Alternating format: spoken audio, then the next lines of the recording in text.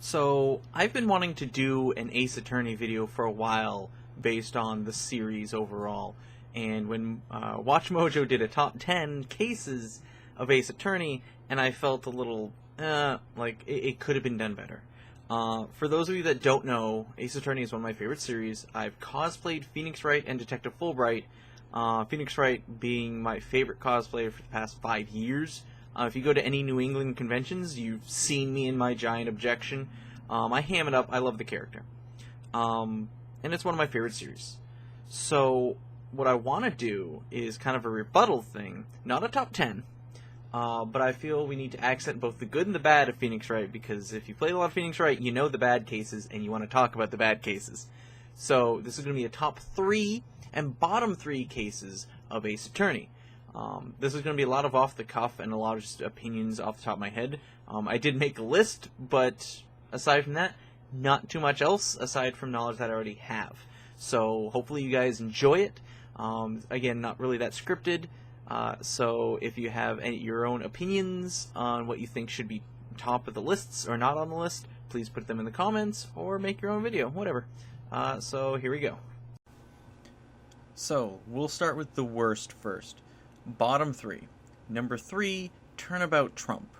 If you ever wanted to screw up the introduction to a new main character, this is how you do it. This is, by far and easily, the worst introduction case. The first one being Phoenix's first case, second one being the one with Maggie Bird.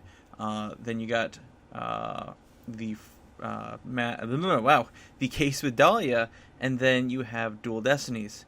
And they're all really good. Even the one with Professor Layton Phoenix Wright was a good introduction case. This is not. The scenario around it is a little convoluted. While starting off with Phoenix being the person that you're defending is a good start, the fact is Phoenix makes Apollo look like a newbie. And you can argue, well, Apollo is new, yes. So is Phoenix, yes. But in Phoenix's first case, while he did trip up and he's still getting his legs under him, you never felt like he wasn't able to he wasn't able to prove it, you know? He was able to effectively defend Larry Bird. Here, Apollo is basically doing what Phoenix wants him. Phoenix keeps throwing out the bait, Apollo takes it. He throws out the bait, Apollo takes it. And there are times where Phoenix himself just jumps in and takes over the case, because why not? He'll do that. In reality, it didn't feel like Apollo's case. It felt like Apollo was there to be the person, to be the defense attorney for Phoenix. And that was it. As if he didn't have his own abilities. It didn't feel like he could stand on his own 2 feet. It was not a good way to introduce Apollo. And there's an uneasy ending with fake evidence on top of it that makes the entire thing just not feel right. But onwards, number 2, and most people are not expecting this early, number 2, Turnabout Big Top.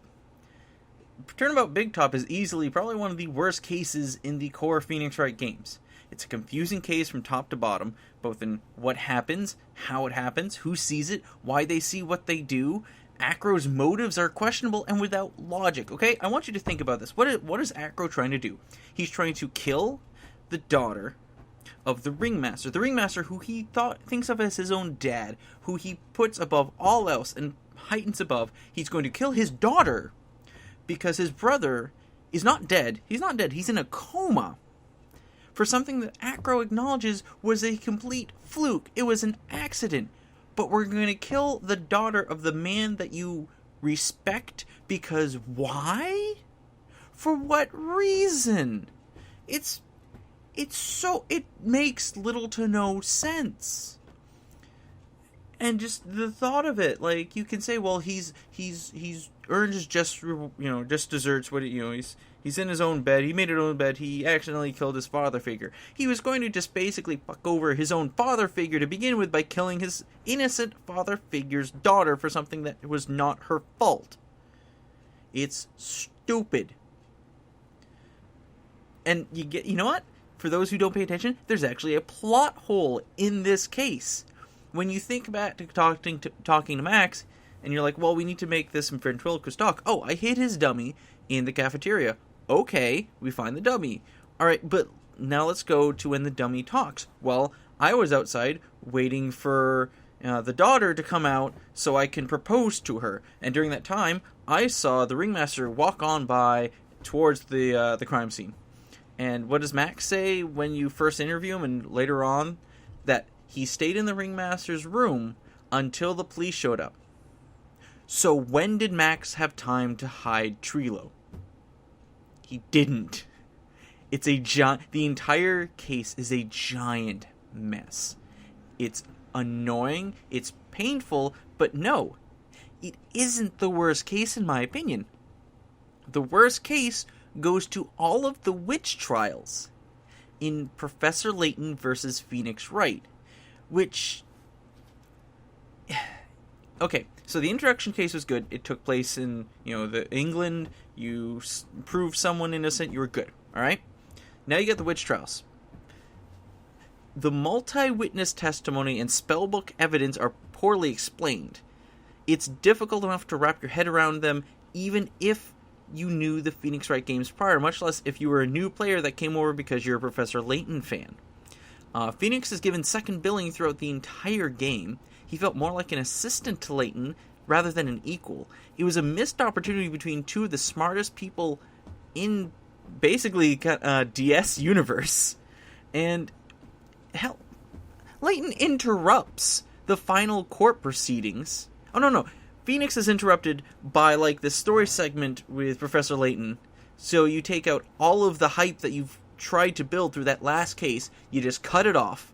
You go back to Layton. Then you come back, and before Phoenix can get his, get his steam rolling again, here comes Layton. He comes out, and he basically says, here's what's up with the case. He takes all the wind out of Phoenix's sails at the very end. And... even then, there's a weird plot hole because why was Phoenix even there? They say, it was a mistake. How? Phoenix and Maya opened a book that was supposed to, basically knock people out and hypnotize them. They can't get there without someone else taking them. So who took them?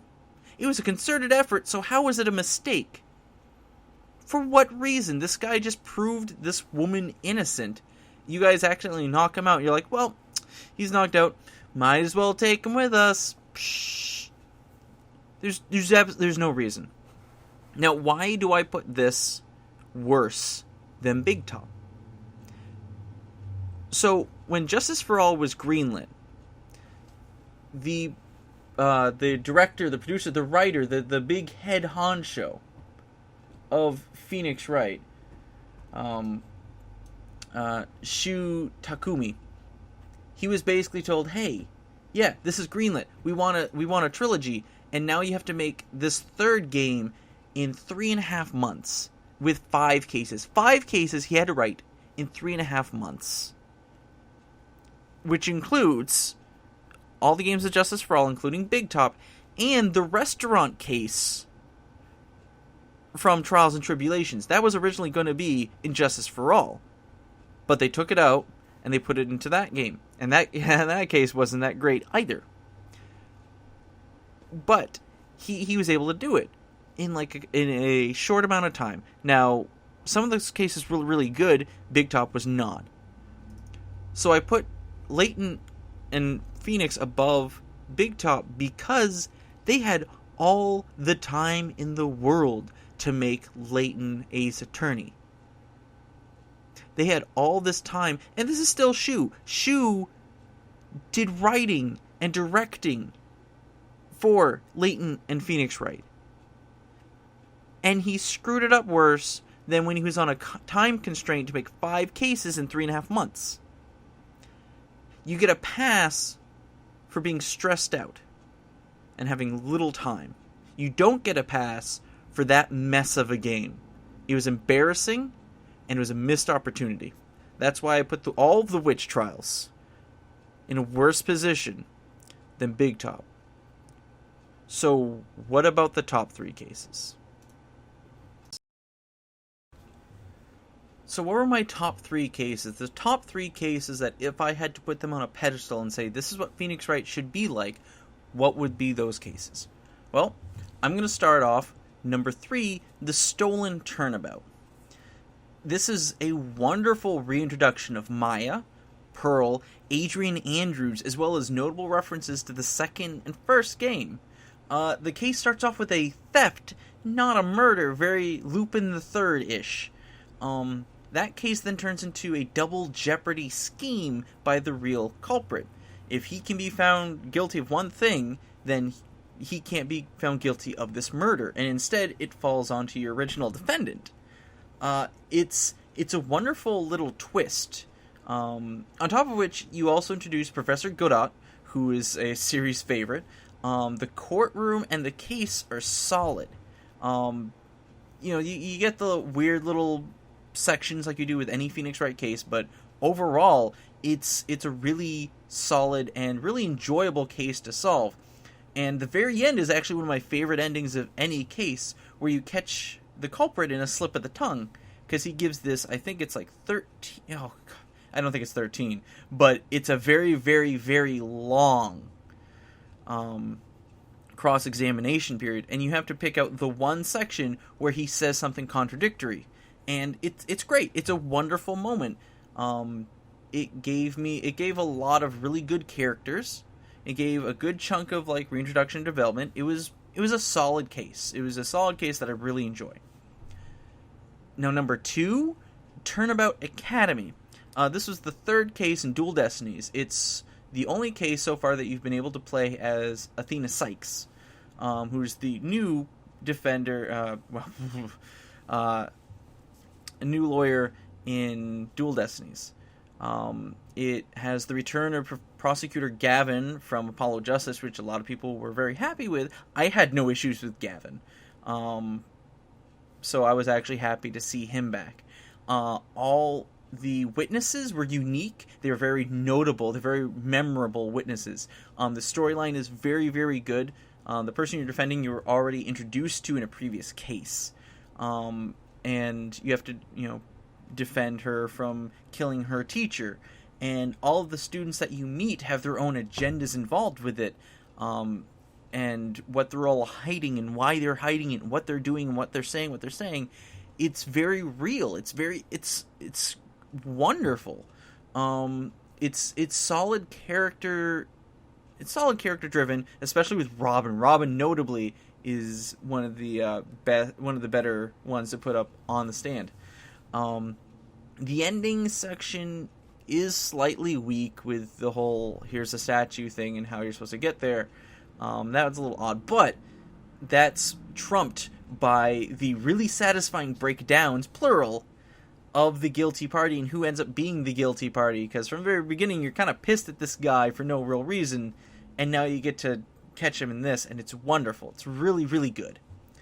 And the number 1, which I really think most people would agree, is Bridge to the Turnabout, which was the last case of the original trilogy. It's the culmination of all the things the fans love. Reintroduction of Dahlia as the big bad, and Dahlia is a wonderful villain. It's the conclusion to Phoenix's relationship with the Hawthorns, plural. You get introduced to Maya's mother. You get to play as Edgeworth.